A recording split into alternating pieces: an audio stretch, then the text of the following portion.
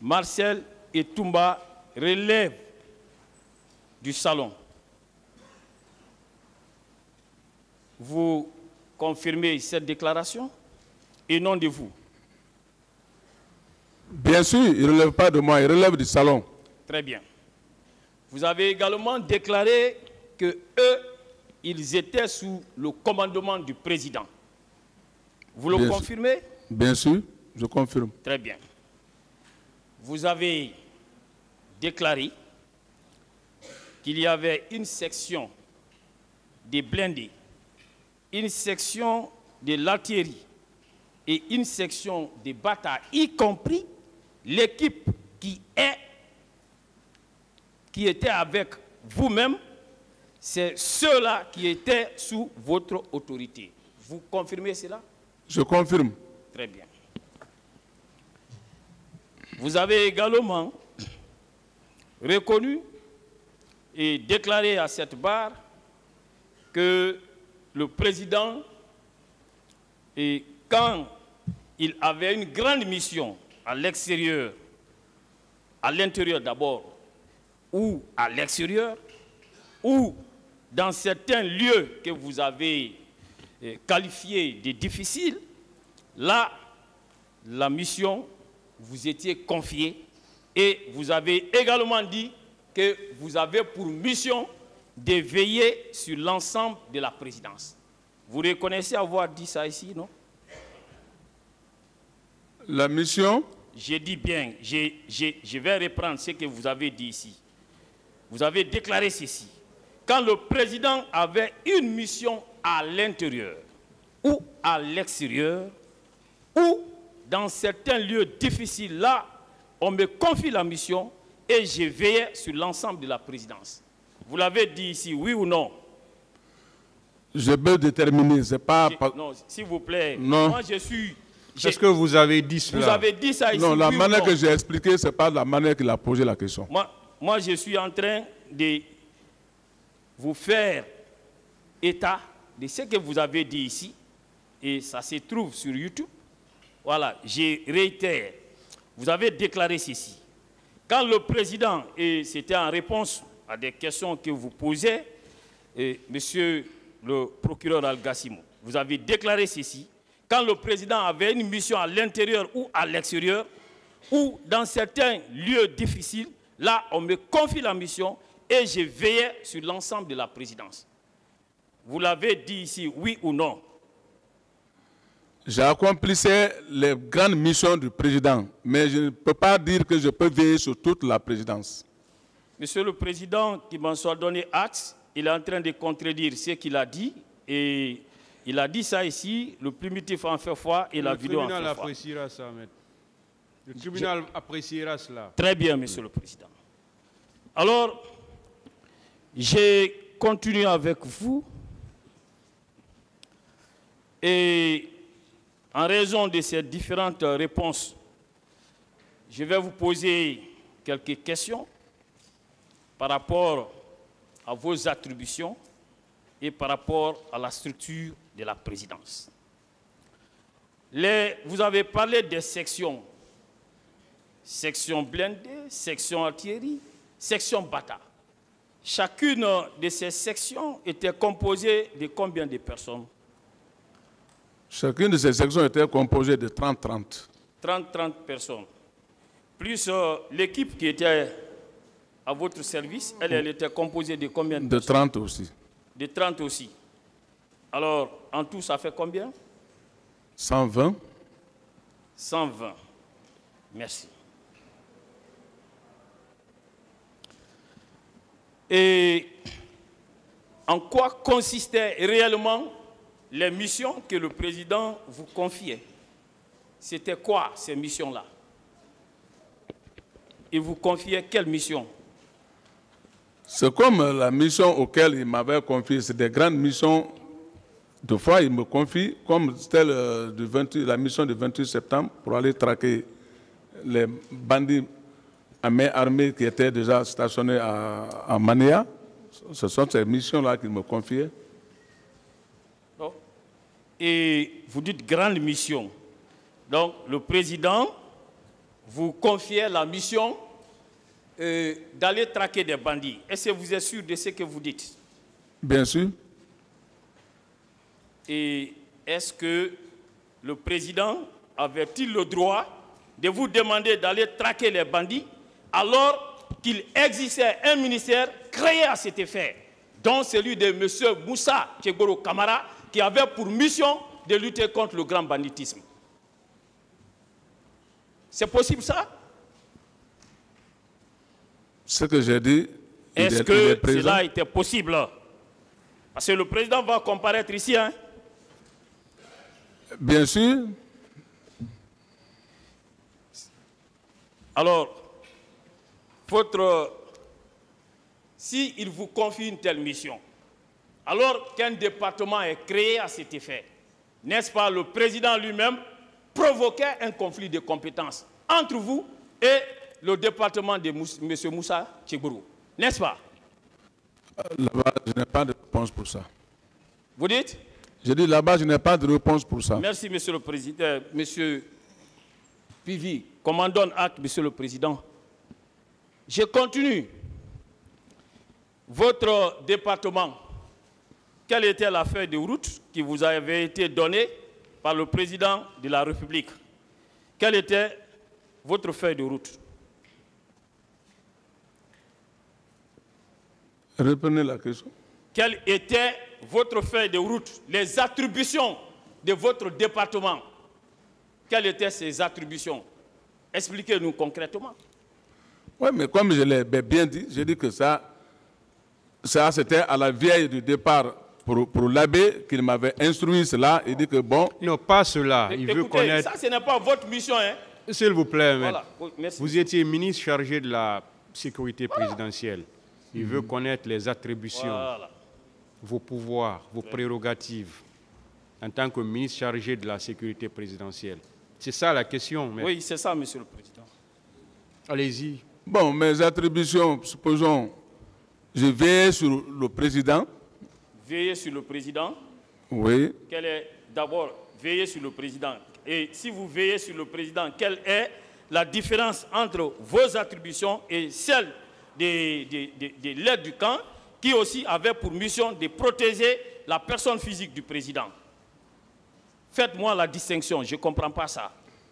Ah, mais là, ceci-là est dépendant du régiment. Non. Écoutez, vous dites que votre mission consistait à veiller sur la personne du président.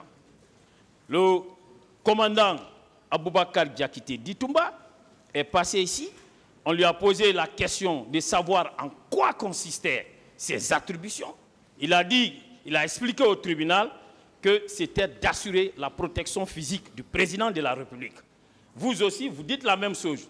Quelle était alors la différence entre vous, vos attributions, et celle de M. Aboubakar Diakité Ditumba? Puisqu'il ne relevait pas de vous, et puisque vous avez un département en charge.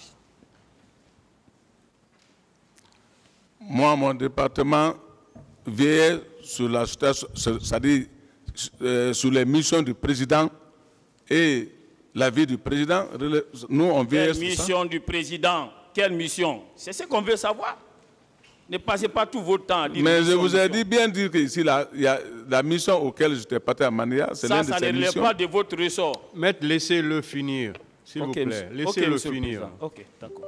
Et la mission auquel on a effectué à l'AB avant leur arrivée, ça c'est l'une des missions. Et revenons maintenant à votre département ministériel. Ce département, comment son cabinet était-il composé? Quels sont les membres du cabinet?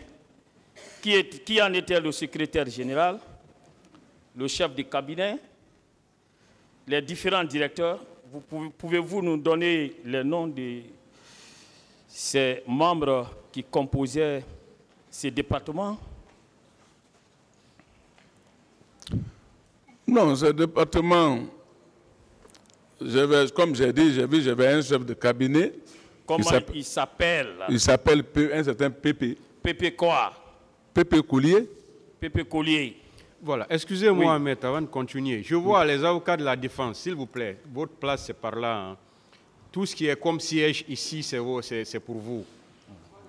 Il y a suffisamment de place. S'il n'y a pas de place, qu'on libère des places. Mais c'est votre place, c'est ici. Ça, vous le savez. Voilà, tous ces sièges-là sont réservés à vous, pratiquement. Oui, c'était qui le... Continuez. Oui, c'était qui le secrétaire général? J'ai dit Pépé Collier. Non, vous avez dit chef de cabinet. On Oui, passe. chef de Parlons cabinet. maintenant du secrétaire général. Qui était-il? Comment s'appelait? Il s'appelle, disons. Bon, là,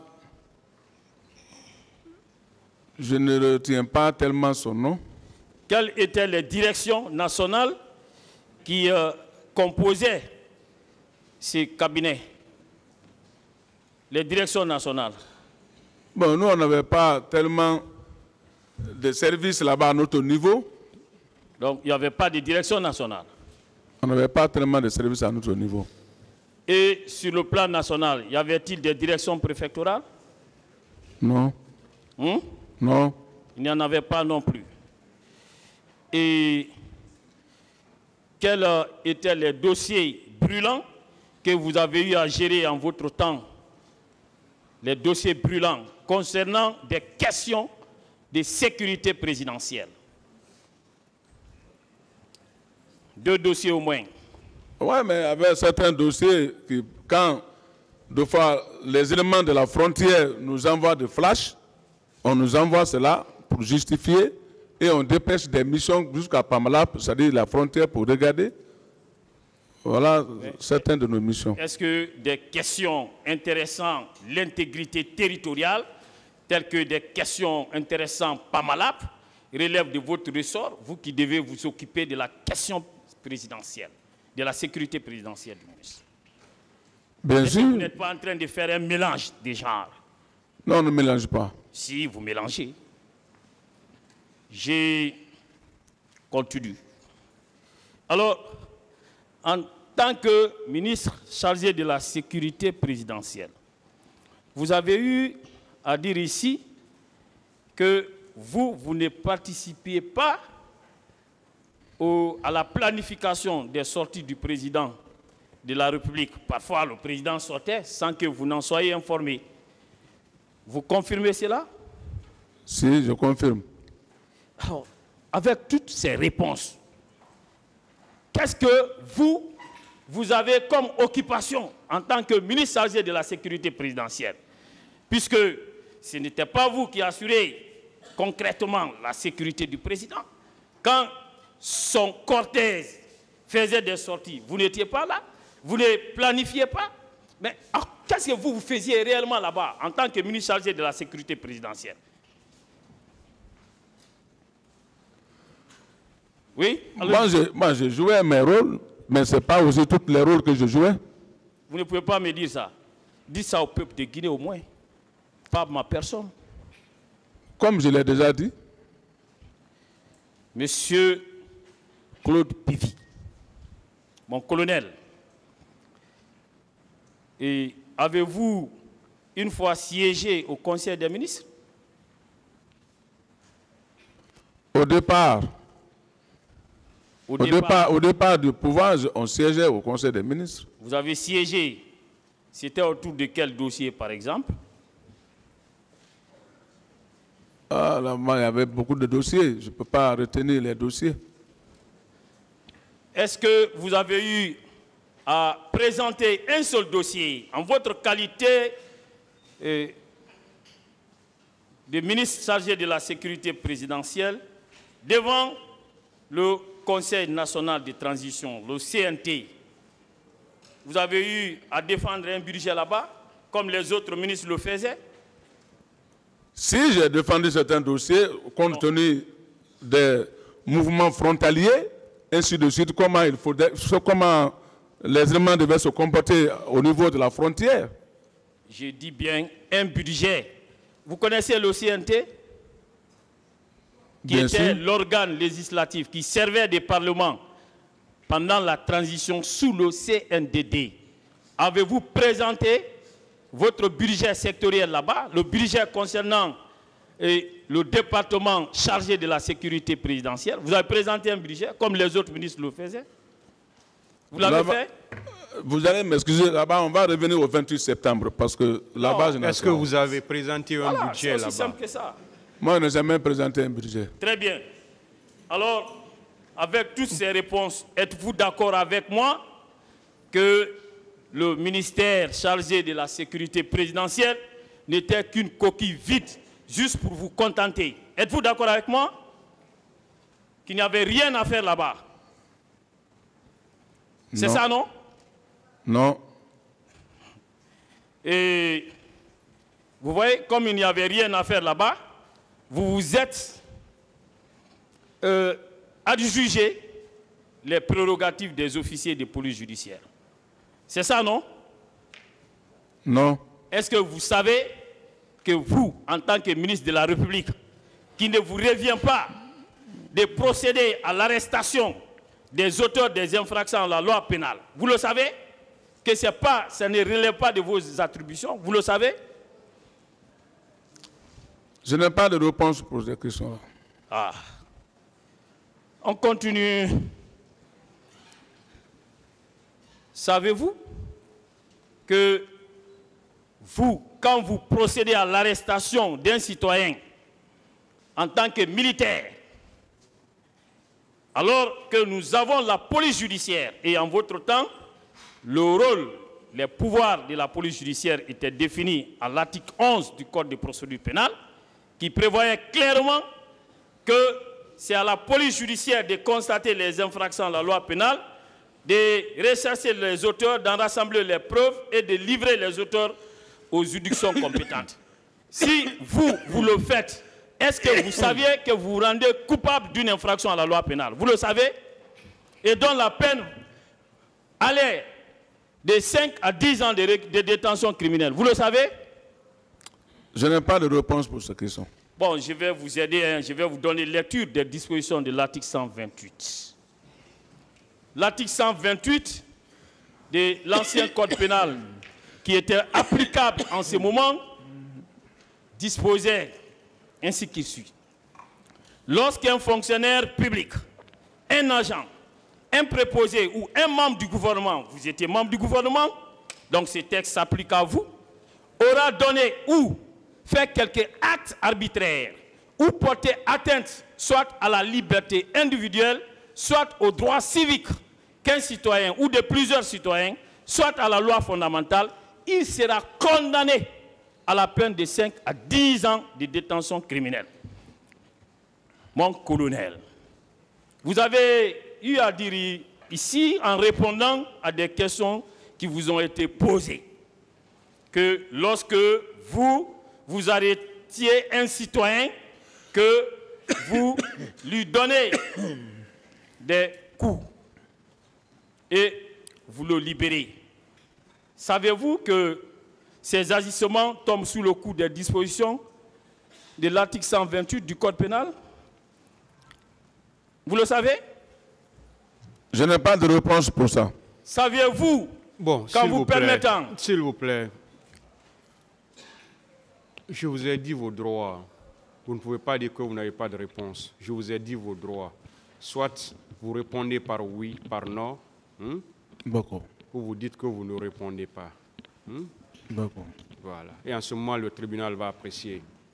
Mais répondez aux questions avec courtoisie. D'accord. Parce que de l'autre côté, on vous pose des questions depuis qu'on a commencé. C'est avec courtoisie qu'on s'adresse à vous. Donc, répondez aux questions de la même façon. Merci, Continuez, maître. Merci, Monsieur le Président.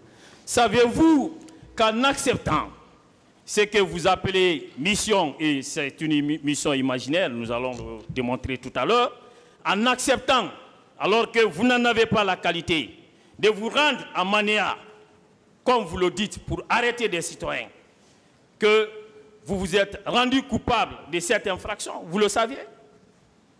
Non.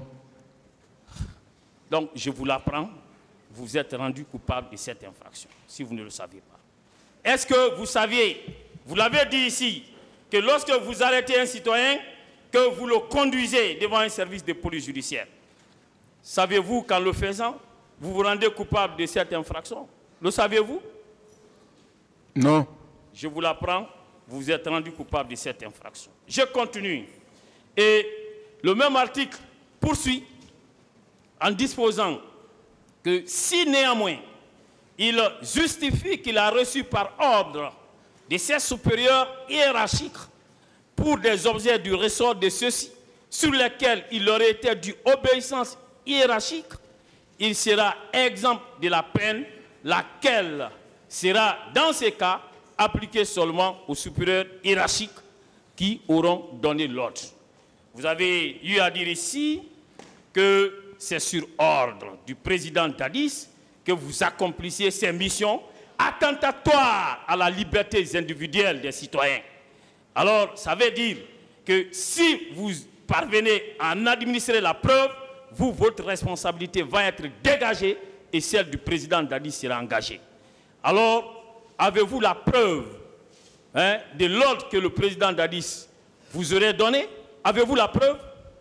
Si, j'ai certaines preuves. Oui, où est la preuve? Où est l'ordre de mission qu'il vous a donné? Où est l'ordre de mission? Où est l'ordre de mission? Il n'y a pas eu un ordre de mission. Alors, quelle est la preuve?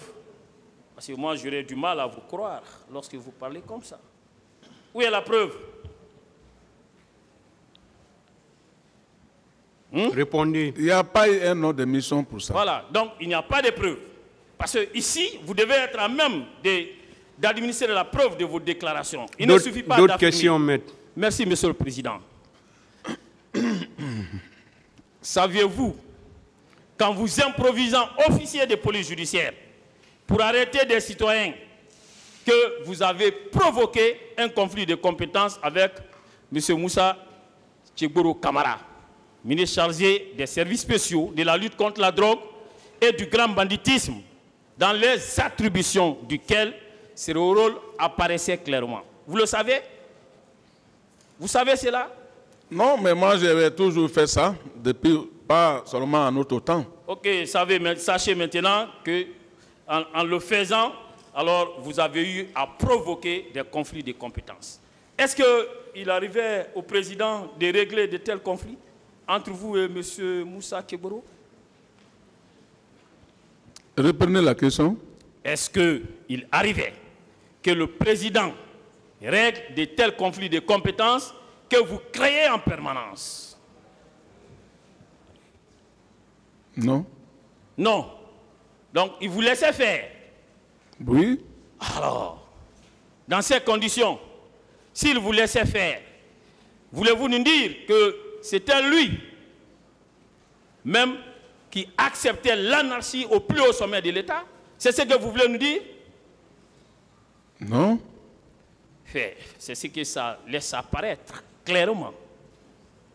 Alors, parlons à présent de vos différents procès verbaux. Mon colonel, à la question de savoir que savez-vous des événements survenus le 28 septembre 2009 au stade du même nom, pourquoi avez-vous donné des réponses différentes aux gendarmes agissant sur commission rogatoire et aux magistrats instructeurs? Pourquoi avez-vous donné des réponses différentes par rapport à une même question? Pourquoi? Excusez-moi. Pourquoi? Ce que je connais concernant le 28 septembre, je vais bien expliquer ce qui me concernait, ma part de vérité. Il veut savoir pourquoi vous avez donné des réponses différentes aux gendarmes et aux juges d'instruction. Moi, je n'ai pas donné des réponses différentes. Bon, je vais vous aider. Hein?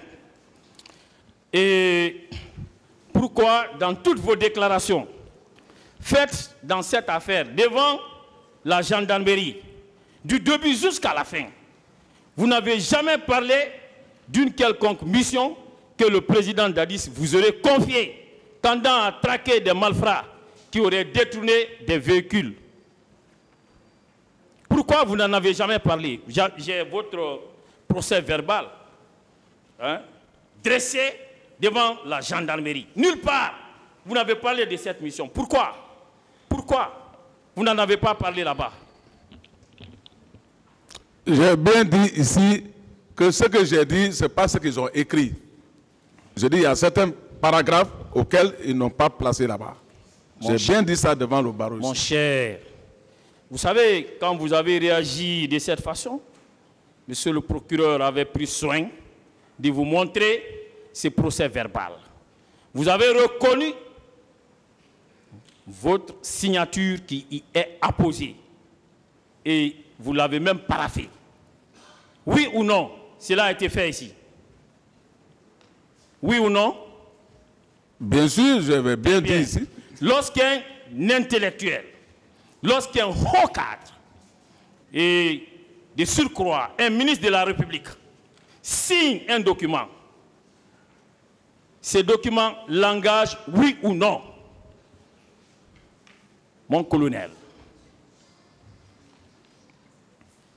Tout ce que j'ai dit là-dedans, Je dis bien, c'est pas tout ce que je n'ai pas dit. Répondez à la question. Est-ce que quand un haut cadre, un ministre de la République, signe un document, ce document l'engage oui ou non?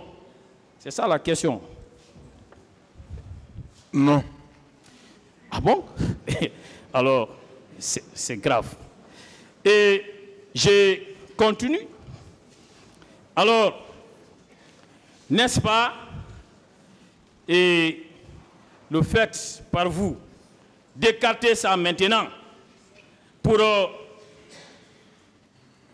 adopter une nouvelle stratégie de défense devant les magistrats instructeurs et qui a consisté à inventer une mission dont vous n'avez jamais parlé devant la gendarmerie.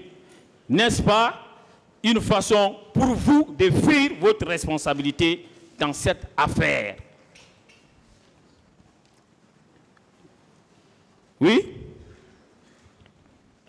Répondez. Non. Et pourquoi alors vous niez vos déclarations contenues dans le procès verbal dressé devant la gendarmerie? Pourquoi vous niez? Pourquoi? Je ne nie pas ce que j'ai dit. J'ai bien dit ce que j'ai dit. Ce n'est pas certaines parties qui ne sont pas écrites. Bon sang. Mon colonel, savez-vous que le 27, à la veille du 28 septembre, une consigne a été donnée, une consigne générale à tous les militaires, comme quoi chacun devrait être consigné le 28. Vous le savez? Je le sais. Voilà. Donc, vous savez qu'une consigne générale a été donnée. Et en sortant, est-ce que vous n'avez pas violé cette consigne générale qui s'appliquait à tous les militaires confondus? Je n'ai pas violé ces consignes, puisque moi, l'ordre était déjà donné à moi par le chef de l'État. Où est la preuve de l'ordre? Où est la preuve? Où est la preuve? Vous voulez dire que le président Dadis vous a donné l'ordre de violer une consigne générale donnée à tous les militaires? C'est ce que vous voulez vous insinuer? C'est ce que vous voulez dire? Allez-y.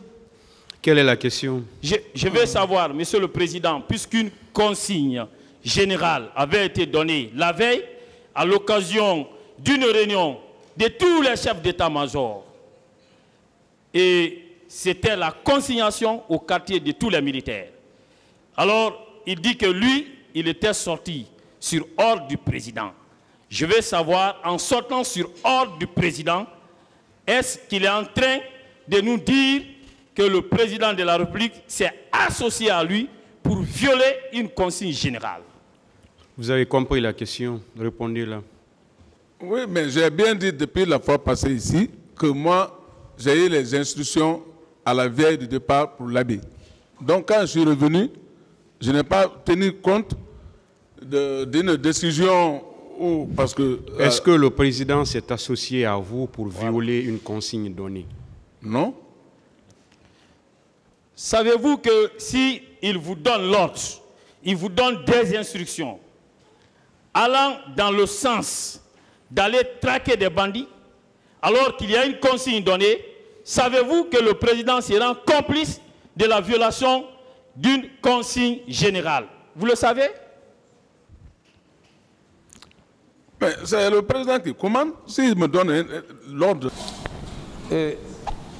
Pouvez-vous nous dire avec certitude que si il y a eu la manifestation du 28 septembre 2009, que cela résultait de la volonté de Dadis à se présenter, oui ou non? Nous avons tout fait pour éviter cela, qu'on en arrive à cette situation, mais c'est un processus qui a été constaté, malheureusement, qui nous a amené à l'organisation de cette manifestation pour montrer que la légitimité était du côté des forces vives nationales, pas du côté du CNDD. Est-ce que cette volonté ne s'était pas matérialisée par la présence du président Watt, qui a eu à dire qu'il allait rendre compte à la CEDEAO de ce qu'il a vu en termes de popularité à l'égard du président Dadis? Bon, sa responsabilité à ce niveau-là, elle est relative, mais ce qu'il a dit nous a donné l'idée de montrer que la réelle légitimité n'était pas du côté du CNDD, mais du côté du peuple de Guinée. Est-ce que si le président Dadis, au moment où vous aviez projeté cette manifestation, s'il était revenu à de meilleurs sentiments, en faisant une simple déclaration pour dire qu'il renonçait à sa candidature et qu'il revenait à son engagement initial, selon lequel et lui et aucun membre du CNDD ne serait candidat, est-ce que ces événements malheureux, nous les aurons connus? On aurait obtenu gain de cause et à partir de ce moment-là, c'est un autre processus qui allait recommencer. Très bien. Alors, ça veut dire, en d'autres termes, que ces événements, alors, étaient la réplique, la réponse en ce qui concerne l'éventualité d'une candidature du président Dadis. La manifestation aurait pu se dérouler s'il n'y avait pas eu cette tragédie. Peut-être que le processus politique aurait pu continuer sa route autrement, mais ce qui s'est passé le 28 septembre 2009 a occasionné un changement fondamental du tournant politique dans notre pays. Très bien. Et je crois que bien avant le 28 septembre, il y a eu des réunions qui ont rassemblé des leaders politiques, dont entre autres François Lucien Fall, Seydou Dalein Diallo, Mokhtar Diallo, Sidia Touré et vous-même. Je vais parler aussi de M. Jean-Marie Doré, feu Jean-Marie. Alors, et au cours de ces réunions, comment êtes-vous parvenu à retenir la date du 28 septembre en dehors de toute autre date? Pourquoi la date du 28 septembre? Comme je vous l'ai dit, l'idée d'organiser un référendum pour commémorer le référendum du 28 septembre 1958, et nous avons pensé que c'était la meilleure façon d'illustrer la légitimité qui était du côté des populations et des forces vives nationales. Okay. Et donc, je dois dire, contrairement parfois à ce que j'entends par-ci par-là, le choix de la date, c'est moi qui l'ai proposé.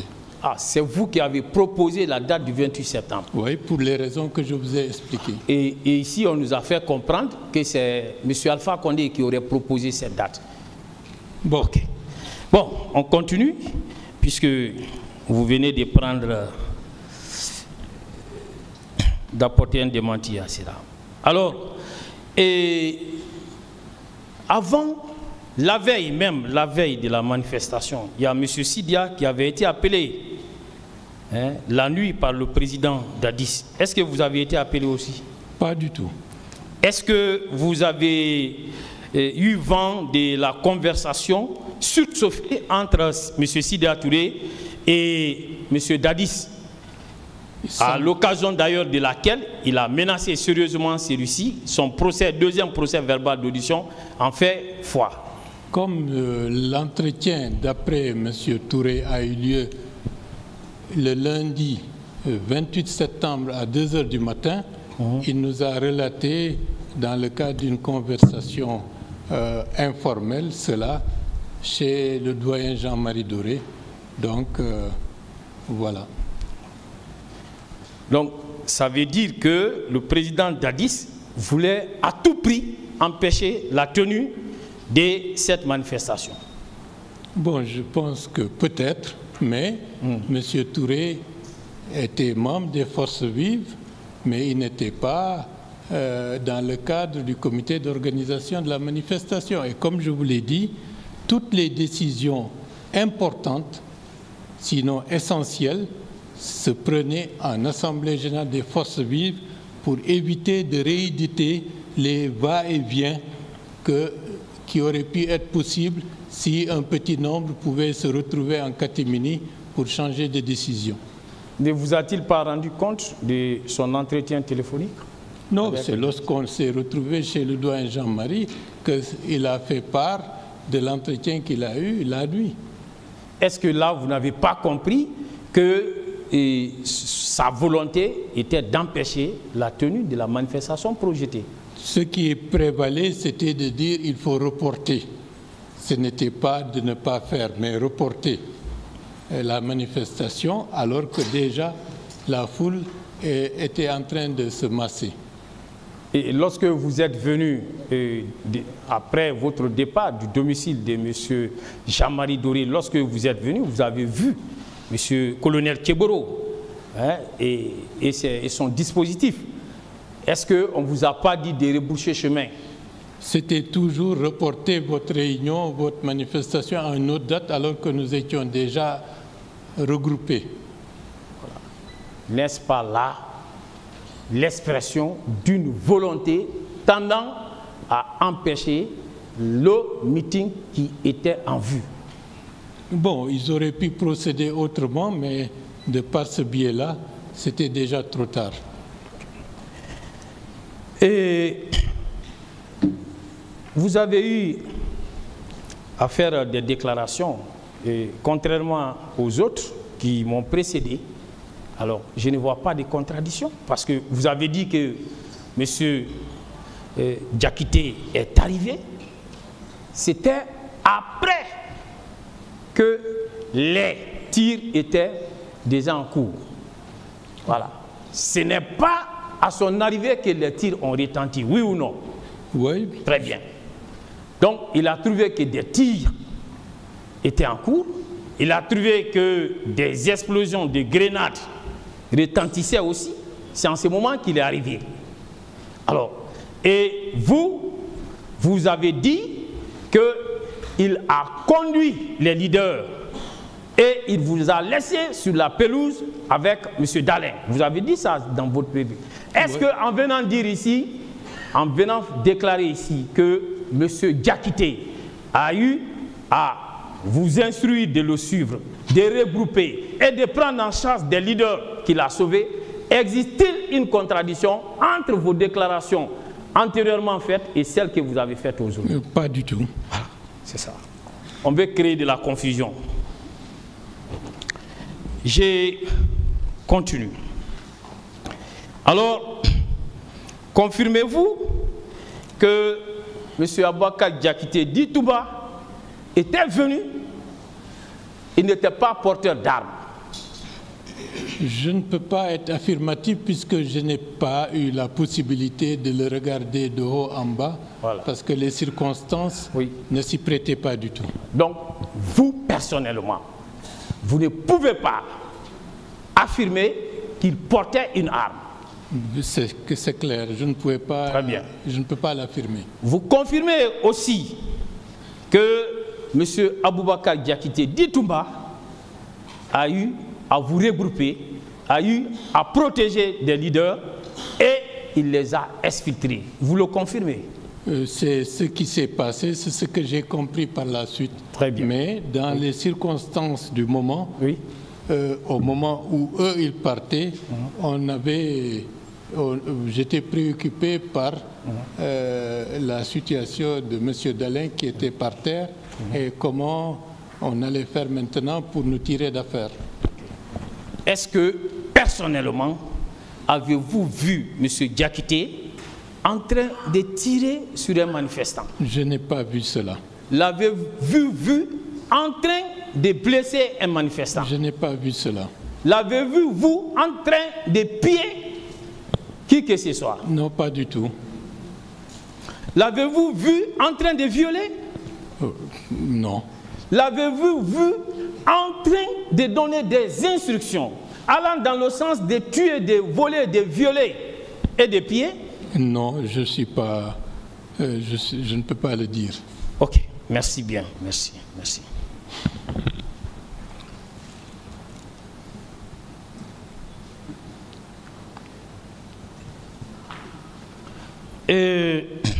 Je voudrais savoir, lorsque vous êtes arrivé au niveau de la clinique Ambroise Paré, vous avez dit que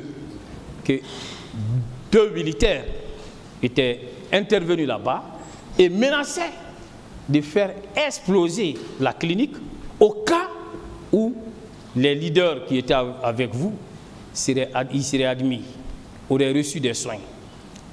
Êtes-vous en même de nous dire qui était exactement ces 2 militaires? Nous étions 2, Ella Selou et moi-même. Il n'y avait personne d'autre à ce moment-là. Et les militaires qui menaçaient là, vous pouvez les identifier? Je ne peux pas les identifier formellement. Oui. Il y a une silhouette que j'ai décrite comme étant un monsieur avec un t-shirt noir, bien arrêté, qui était le donneur d'ordre. Et à côté de lui, un autre qui avait une tenue kaki, mais qui était bardé de ceinture avec des balles et des grenades comme des perles et qui était à ses côtés. Ce sont dans tous les cas, vous êtes formel que les 2 qui menaçaient de faire exploser, parmi ces 2, il n'y avait pas Toumba. Bien entendu, il n'était pas là. Parce que M. Kiboro avait dit ici que M. Aboubakar Diakité Ditumba serait venu avec ses hommes pour faire exploser. C'est pourquoi je pose cette question. Très bien. On continue. Vous, personnellement, vous avez été sauvé avec qui d'autre par M. Kiboro? Bon, on était 3, Ablaye, 3, c'est son nom, Ella Selou et moi-même. Ok. Et M. Jean-Marie, feu Jean-Marie, paix à son âme, n'était pas avec vous? Non, eux, ils étaient déjà partis dans le convoi que M. Toumba Diakité a amené avec lui. Merci pour la précision, parce que sur ces passages, M. Kiboro avait entretenu de la confusion. Voilà. Et il y a eu des leaders qui ont été indemnisés, qui ont reçu des sommes d'argent. Est-ce que vous faites partie de ces leaders? Je ne fais pas partie de cela, mais bon,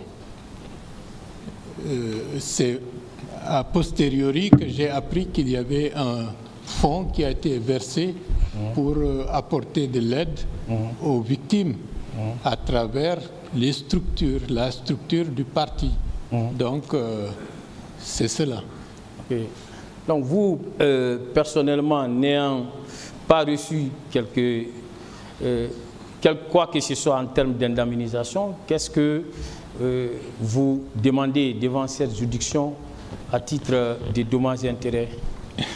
Ce que je demande, que notre pays tire les leçons de tout cela pour avancer. Mais je ne peux pas me permettre de demander des dommages et intérêts lorsqu'on fait son devoir vis-à-vis de son pays. Donc vous, c'est le franc symbolique. Vous voulez juste que la vérité soit rétablie et qu'il soit mis fin à l'impunité. Personnellement, peut-être que je suis dans une posture privilégiée, ce qui n'est pas le cas de beaucoup d'autres victimes qui ont été complètement détruites et leur vie a pris un cours extrêmement pénible. Bon, cela sera dans les compétences et le tribunal pourra apprécier ce qu'il faudra faire à ce moment. Merci. Moi, je ne vais pas vous retenir longtemps. Ce qui m'intéressait, c'est que vous avez pu apporter de la lumière à ce débat. Et je vais terminer par une dernière question. Alors, c'est celle concernant l'attitude du président Dadis. On a vu le président Dadis sortir à la télé, s'ériger en avocat défenseur de ceux qui ont perpétré ces crimes odieux et qui étaient là en train de pointer un doigt accusateur sur les leaders politiques. Alors vous, en tant que victime, quelle est l'impression, quel est le sentiment alors qu'une telle attitude a pu susciter en vous? Bon, je pense en âme et conscience qu'il a eu un grand courage de venir au niveau de ce tribunal pour exposer sa part de vérité. Et je crois que c'est un acte salutaire et très important.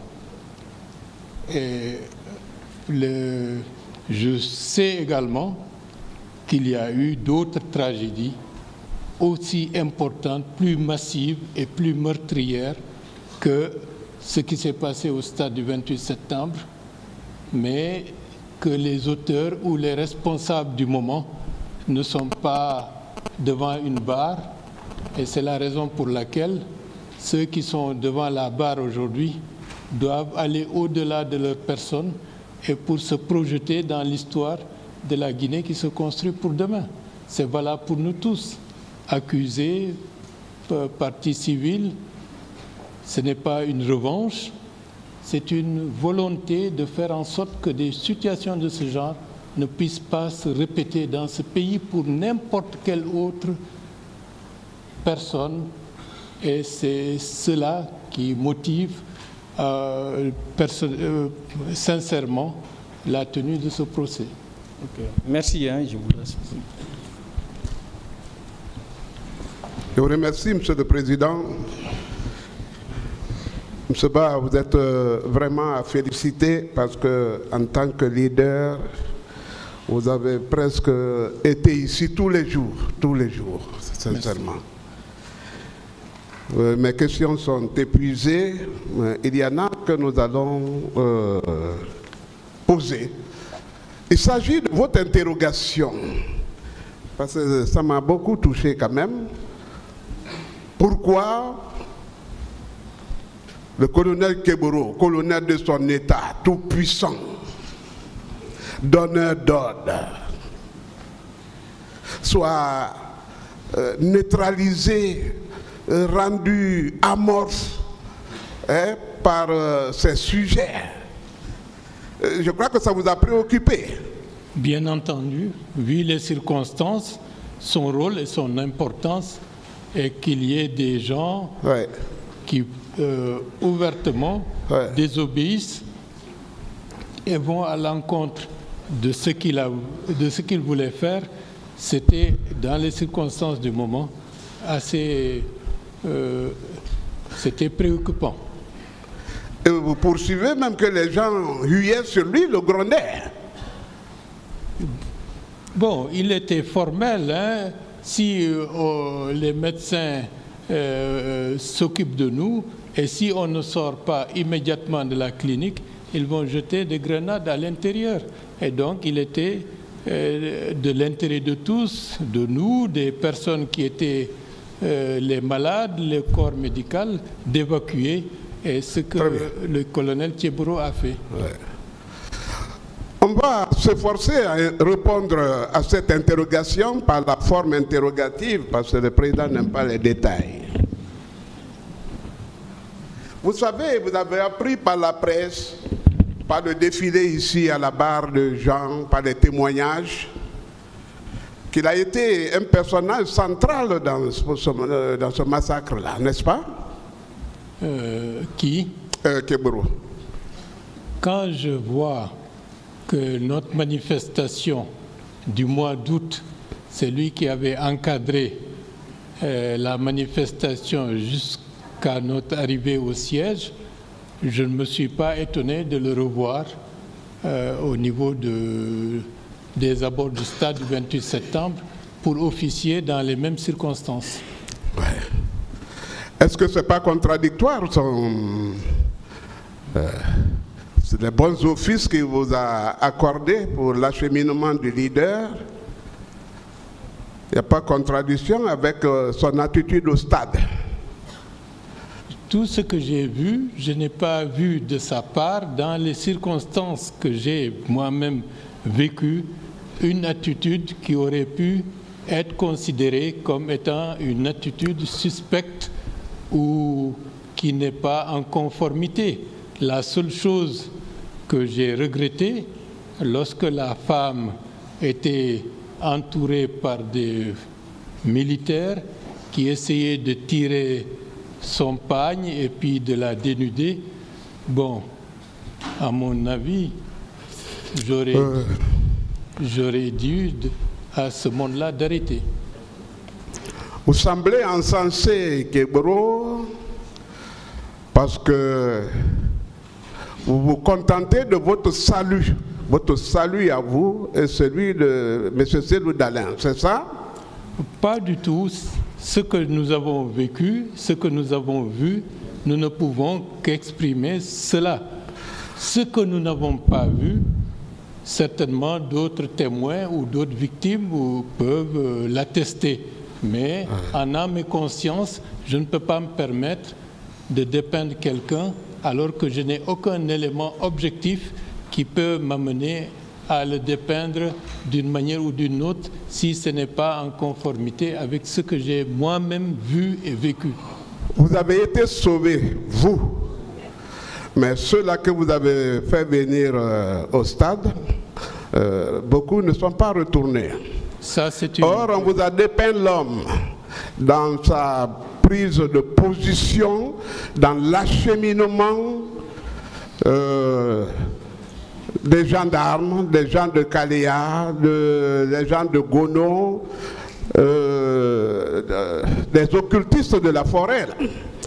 Vous savez tout ça de lui désormais. Vous avez son portrait robot.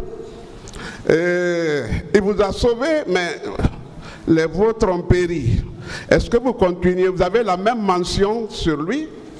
C'est la raison pour laquelle je ne suis pas juge et je suis partie civile. Non, je pense vos sentiments maintenant, en tant qu'humain, en tant que leader. Nos raisons de plus, on ne peut pas se placer à la place de la justice et du tribunal pour juger quiconque parmi les accusés. C'est les faits, tout ce qui a été collecté, qui peuvent amener le tribunal à penser comme tel. Mon sentiment personnel, dans ce cadre, n'a aucune importance. Très bien. Votre contact, le trio, Cellou Dalein, Bahouri, Kegboro. Mais avant, est-ce que vous pensez que ceux-là qui sont venus du camp Alpha étaient venus pour secourir, pour sauver ou pour mater? On ne peut juger que les faits. Et que le colonel, le commandant Toumani Diakité est venu du camp Alpha Yaya. Ma question, les troupes qui sont entrées au stade étaient venues dans quel but, dans quelle intention? Qui furent vos adversaires là-bas? De qui fuyez-vous? De ceux qui ont agressé la foule. C'était qui? Il y avait un peu de tout. Un peu de tout. C'est ça. le coordinateur, l'un des coordinateurs sur les lieux, c'est bien M. Kegboro qui vous a dit comment il vous a quadrillé. Il dit qu'il a bloqué la route Le Prince, c'est-à-dire à partir du stade de cela, et sur l'autoroute, il a bâillonné les lieux. Je dis que pas d'issue, pas de secours. Bon, personne ne devait échapper. Ça ne vous dit rien? Non, je ne dis pas que ça ne me dit rien, mais je n'ai pas toutes les informations que vous avez. Voilà. Donc c'est l'homme que vous sanctifiez là. Vous avez dit ici qu'il y en a qui ont fait pire, mais qui ne sont pas devant cette barre. C'est important, je suis d'accord avec vous, mais vous pouvez en citer? Je préfère ne pas citer. Ceux qui étaient les responsables des forces vives se connaissent et les archives des forces vives peuvent attester qui était responsable, qui ne l'était pas. Et donc, chacun d'entre nous peut agir en âme et conscience à titre individuel. Vous êtes une victime, vous êtes même un représentant de victime, parce que, hein, est-ce que ce n'est pas le moment à saisir? Vous voulez que le tribunal s'en charge? De se saisir de quoi? Est-ce que pensez-vous que le colonel Kegboro avait l'intention de sauver M. Cellou Dalein Diallo? Est-ce que ce n'est pas, je vais coordonner des petites légères questions, est-ce que ce n'est pas parce que vous, présent, témoin gênant, il ne pouvait qu'accorder qu'un secours involontaire? Il l'a fait, on ne peut juger que les faits. Il aurait pu détourner le regard et faire comme si il ne m'a pas aperçu et nous abandonner à notre triste sort. C'était tout à fait possible. Mais qui vous a dit qu'il ne l'a pas vu par terre? C'est sur interpellation qu'il est venu. Non, je l'ai vu s'approcher et il m'a reconnu et il s'est approché. Et il nous a pris en charge. Il aurait pu ne pas le faire. Et il n'y aurait pas eu de témoin. Arrêtons-nous là un peu. La prise en charge. Quand vous a pris, où vous étiez parti, où vous a conduit? À la clinique Ambroise Paré. Et il vous a introduit là? Bien sûr. À l'intérieur de la clinique? Bien sûr, on était déjà mais est-ce que vous savez que vous étiez en cortège? Je n'ai pas vu un cortège parce que, comme je l'ai dit ce matin, lorsqu'on est arrivé au niveau de l'entrée de l'université, on a rencontré le cortège de toute la hiérarchie policière du pays. Il s'est arrêté, ils ont échangé pendant 2 à 3 minutes et on a continué vers la clinique Pasteur et le cortège s'est ébranlé vers le stade. Peut-être que vous ne le savez pas, il y avait un cortège dirigé par Kegboro. Et quand la voiture a garé, non. Marcel est descendu, puis Kegboro. Les deux personnages dont vous faites état, ce sont les deux là qui avaient la grenade. Non, non, non, non, non. Pour être explicite. Parce que Toumba viendra. Attendez. Le commandant Toumba Diakité et tous les autres étaient partis bien avant nous. Nous étions derrière. Et donc, lorsque le colonel Kegboro, sur sa Jeep qu'il conduisait lui-même, il n'y avait rien d'autre derrière lui. On n'était que 5 personnes. Un élément qui était proche du service de sécurité de M. Sidia Touré, le colonel Kegboro, Ablaye Troa, M. Cellou Dalein et moi-même. Et c'est dans sa petite Jeep qu'il nous a conduits à la clinique Ambroise Paré et il n'était pas suivi par qui que ce soit d'autre. Donc voilà comment les choses sont passées jusqu'au moment où il nous a amenés à la clinique, au dispensaire du camp Samori Touré. Ok. Que Dieu vous prête longue vie et que Toumba revienne à la barre. Il vous donnera les détails parce que avec les tourments qu'il y avait, peut-être que beaucoup de souvenirs vous ont quitté ou que vous n'avez pas remarqué ce jour. Beaucoup de choses. Non, il y a certains aspects, je suis formel là-dessus. Très bien. Non, nous louons sincèrement votre loyauté. Merci votre beaucoup. Courage,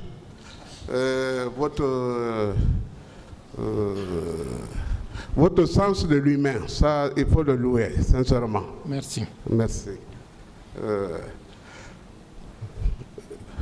Question idiote déjà posée parce que ça nous tenait tellement, on revendiquait ce butin-là. Jean-Marie Doré, c'est Toumba qui l'a sauvé. Oui. Merci beaucoup.